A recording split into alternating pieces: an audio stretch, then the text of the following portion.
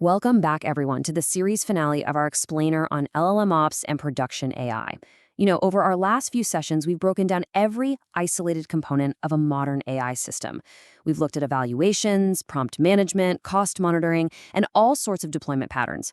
But today our mission is to bring the whole thing together. We are going to assemble every single one of those isolated AI components into one unbreakable, continuous lifecycle. Let's get into it. Okay, let's dive into this, because this is the harsh reality of deploying untested AI out into the wild. If you're just tweaking a prompt and pushing it live based on, a quick vibe check, you honestly don't have a production-grade system. You've got a house of cards. Large language models are completely non-deterministic. That means the exact same prompt can give you totally different outputs on different runs. A tiny tweak to a system prompt can shift your output quality way more drastically than retraining a whole model in traditional software. Without a systematic safety net, a collapse isn't just a possibility, it's pretty much inevitable. For a long time, the old way of doing things relied on fragmented, isolated tools and what we kind of jokingly call hope-based deployments. You change a retrieval parameter, deploy it, and just cross your fingers that users don't complain. But today, we're replacing that with a unified loop and empirical, data-driven releases.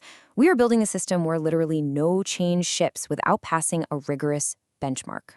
All right, let's build this architecture layer by layer, starting with what we call the inner loop. This is where a change is born. First up, experiment tracking. Anytime you change a prompt version, switch a model, or alter a retrieval config, it's logged here as a versioned artifact. Next, it moves to the evaluation suite for offline testing. Here, your changes run against a static golden dataset of known inputs and evaluated dimension by dimension by an LLM-as-a-Judge. Third is the regression test gate. Think of this as your automated CI/CD pipeline. It actively blocks promotion if your baseline scores drop. And finally, if it passes that gate, it hits staging deployment in shadow mode. This means it silently processes real live traffic without ever exposing the responses to the actual user. Let's move to and see how this builds into the outer loop. This is what happens once your system is actually live. First, we've got online evaluation. Basically, an automated LLM judge sampling a percentage of your live production traffic on the fly. Second is the observability layer. This goes deep, monitoring for hallucination spikes, tracking drift, tracing requests, and keeping a really close eye on costs. Third is governance and security, which maintains your audit trails, compliance logs, output validation, and scans for malicious prompt injections. And finally, the glue that holds it all together, feedback collection. User signals, monitoring alerts, and detected regressions are gathered up and fed directly back into step 1, experiment tracking, to inform your next cycle. And this brilliantly illustrates the final, dizzying reality of the fully assembled architecture. Every single arc we've talked about in this series is integrated into one living, breathing organism. I know it looks complex, but honestly, it's incredibly elegant. Every single box you see here exists to mitigate a specific type of risk. It's a complete loop, ensuring you are never, ever just guessing about how your application is performing in the real world. To really understand how this breathes in practice, let's transition to a concrete narrative. We're going to follow a specific engineering team's mission. Their goal? They want to safely push a retrieval strategy update because their current AI agent occasionally hallucinates and they really need to improve their faithfulness scores. Let's trace their exact change through this very gauntlet. So our journey kicks off in the inner loop. A developer creates the new strategy, maybe tweaking the embedding threshold to pull in more context. This new setup is immediately logged as an experiment in the tracking registry. The second they submit that, an automated pipeline triggers, and the new configuration is tested against their offline evaluation suite. And right away, bam, the automated evaluation highlights a critical trade-off.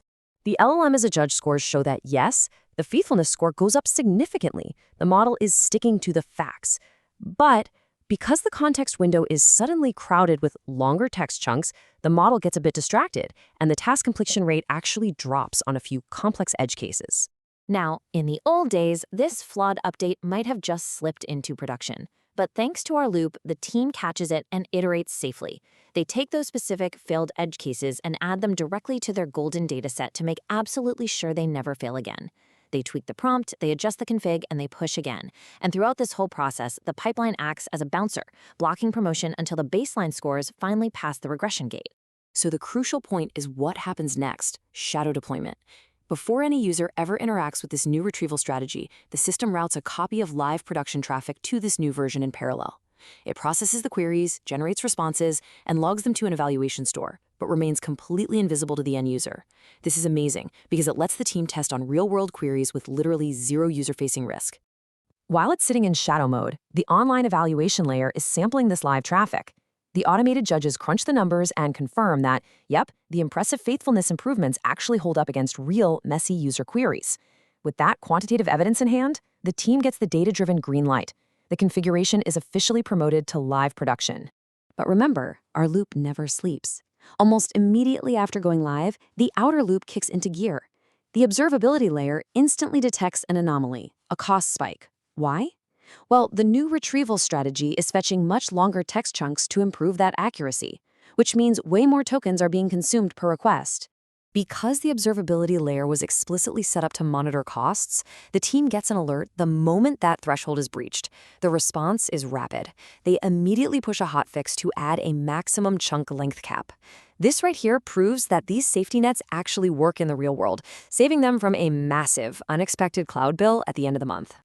Over the next 2 weeks, the system hums along beautifully. The governance layer's audit trail automatically records all these configuration changes with exact timestamps. More importantly, real user satisfaction signals begin to climb. The hallucination complaints drop to near zero. Finally, the completed experiment, the cost spike alert, the edge cases, and all the lessons learned are logged right back into the experiment tracking system. They are now ready to inform the team's next improvement cycle. The loop is totally closed. Zooming out from this single story, we arrive at the core meta principle for this entire explainer series. LLMOps is absolutely not just a set of disconnected tools or some software stack you can just buy off the shelf. It is fundamentally a discipline. It's the discipline of continuous, measured, and most importantly, reversible improvement. Now, what's really interesting about this slide is the heavy emphasis on integration. Each layer in the loop we just explored exists to make one specific category of risk visible and manageable. An eval gate catches quality drops, a cost monitor catches token explosions. But no single layer in isolation is enough. It is the integration of every single one of these components that transforms an experimental script into a genuinely production-grade system. If we look at the through line of our entire channel arc, it really makes perfect sense. In Series 1, we started by just understanding the basic mechanics of how these models work. In Series 2, we learned how to ground them in factual information. In Series 3, we gave them the ability to act by building autonomous agents. And now, here in Series 4, we finally learned how to deploy and operate them reliably at scale. This whole journey has been a continuous evolution, and the ultimate takeaway is this. Every single time you add a new layer of AI capability, whether that's web browsing, tool use, or complex retrieval, you inherently demand an equal and corresponding layer of operational responsibility and governance. Capability without control is just a liability waiting to happen. It is really worth pausing to reflect on the profound reality of the moment we're in right now. The technological systems being engineered today are vastly more capable, far more autonomous, and deeply more consequential than anything the software industry has ever built before.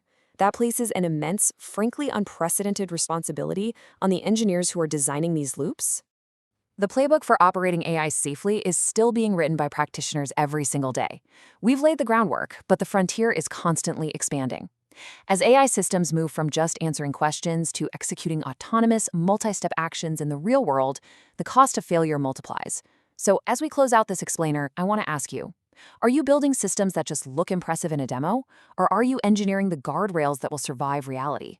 What massive challenges are you facing in production right now? Let me know what we should tackle in Series 5. Until then, keep experimenting, keep measuring, and keep building safely.